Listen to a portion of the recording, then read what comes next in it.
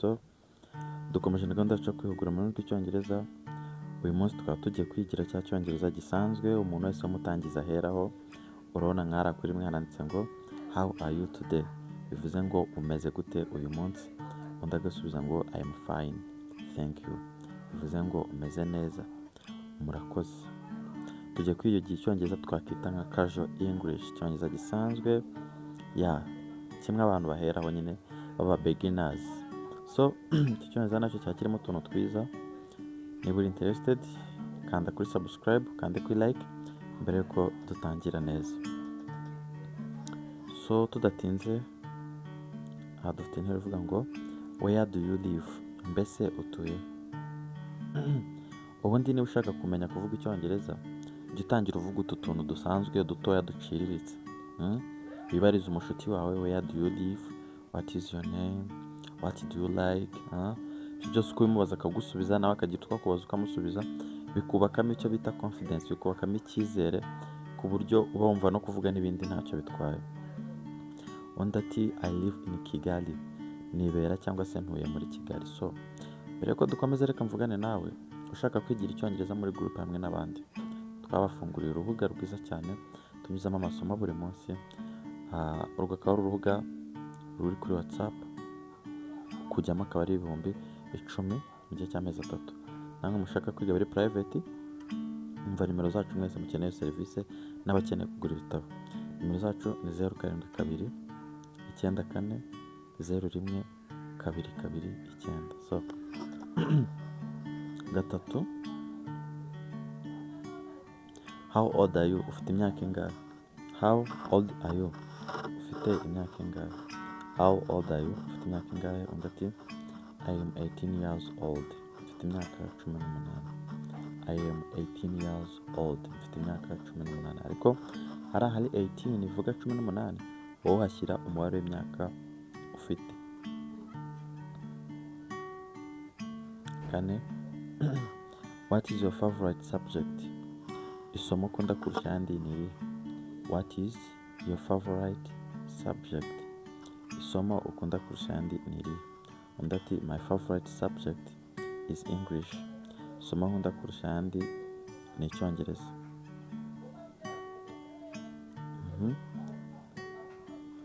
Do you like apples, mbese ukunda amapome.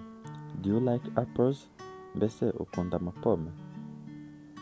Undi ati yes I like apples. Ni intero ya gatanu. Nibera nziza nuko hari apples wayihakura ukashyira ikindi kintu icyo ari cyo cyose mu gihe ushaka kubaza umuntu ko akunda icyo kintu. Urugero, milk bivuze amata. Tugiye kubaza umuntu ngo mbese ukunda amata, turamubaza ngo do you like milk, mbese ukunda amata. Do you like milk, mbese ukunda amata. Bisanzwe. Okay?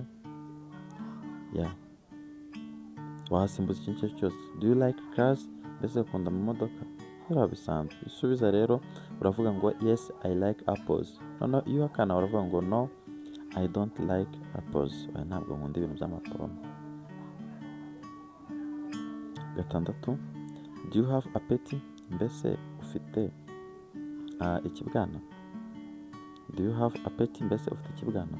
Iyi nteruro nayo ni nziza cyane kubera ko ikintu icyo ari cyo ushaka kubaza umuntu niba agifite, wakoresha iyi nteruro ubimubaza. Urugero, do you have money, mbese ufite amafaranga. Bisanzwe.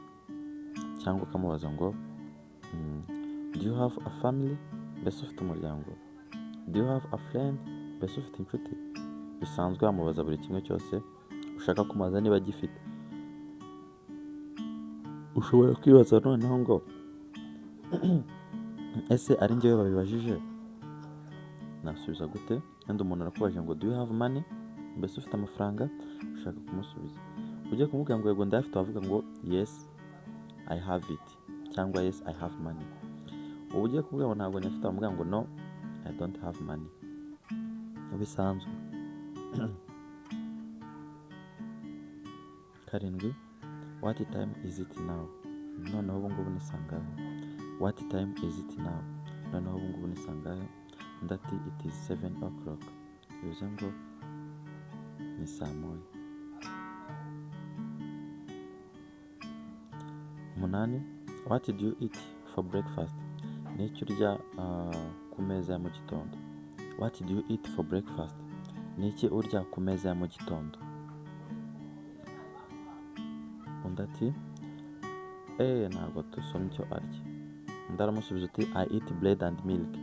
Nifatira umugati n'amata. Bread bivuze umugati, milk bivuze amata. And then undi ati how do you go to school? Mbese ni gute ujya ku ishuri? Undi ati I go by bus. Njya ku ishuri ntwawe na bisi cyangwa njyanwe na bisi. I go by bus. Njyanwa na bisi ku ishuri. 10. Who is your best friend? Inshuti yawe magara ninde? Who is your best friend? Ninde inshuti yawe magara? My best friend is Anna. Inshuti yanjye magara ni Anna. My best friend is Anna. Inshuti yanjye magara ni Anna. Best friend aba ari inshuti magara.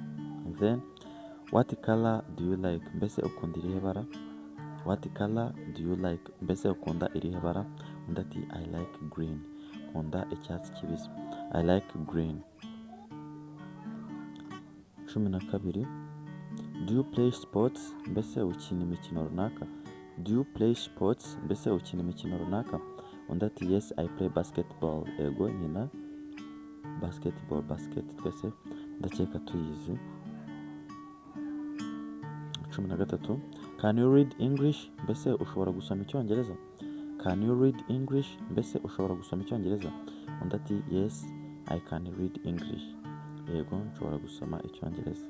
Can you read English? Mbese ushobora gusoma icyongereza? Yes I can.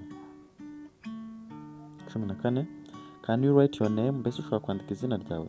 Can you write your name? Mbese ushobora kwandika izina ryawe? Can you write your name? Yes I can write my name. Yego nshobora kwandika izina ryanjye. Yes I can write my name. Do you like music? Mbese ukunda indirimbo? Do you like music? Mbese ukunda indirimbo? Yes I like music. Yego nkunda indirimbo. Yes I like music. Yego nkunda indirimbo. 16. Where do you want to travel? Mbese ushaka kujya mu kihe gihugu? Where do you want to travel? Mbese ushaka kujya mu kihe gihugu? Undi ati I want to travel to Germany. Ndashaka kujya mu Budage. I want to travel to Germany. 17. What do you watch on TV? Ni iki ujya ureba kuri televiziyo? What do you watch on TV? Ni iki ujya ureba kuri televiziyo? Undi ati I watch cartoons. I watch cartoons. Nirebera ibijyanye n'ibipupe, ibintu by'amakatoni, ibintu nk'ibyo. So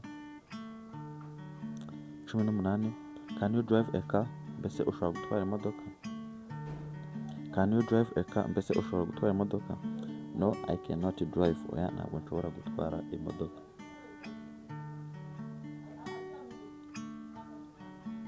19. Is this your house? Mbese iyi ni inzu yawe?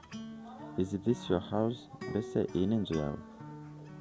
Undi ati yes this is my house. Yego iyi ni inzu yanjye. What is your favorite food? Mbese ibiryo ukunda kurusha ibindi ni ibi? What is your favorite food? Ibiryo ukunda kurusha ibindi ni ibi? What is your favorite food? Ibiryo ukunda kurusha ibindi ni ibi?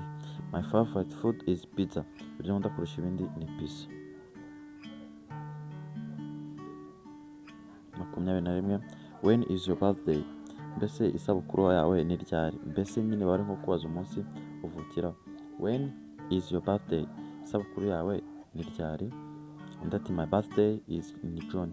Isabukuru yanjye iri mu kwezi in June. Iri mu kwezi kwa gatandatu. June, July no kwa karindwi, June kwa gatandatu. Iyo umuntu akoresha isabukuru yawe ari kukubaza igihe runaka. Iyo ushaka kuvuga umunsi, iyo ushaka kuvuga ukwezi cyangwa se umwaka. Noneho iyo uri kuvuga umunsi uvuga on. Wenda kumwe tuvuga ngo ku itariki 25 uravuga ngo on 25 ugatuvuga ibindi. Iyo uri kuvuga ukwezi uvuga in ugatuvuga kwa kwezi. iyo uri kuvuga umwaka nabwo uvuga iyi ni ugahita uvuga wa mwaka. Iyi ni 2025. Ibyo nibyo bita indangagihe. Yego, murabizi ko tugira n'indangahantu. Sorry.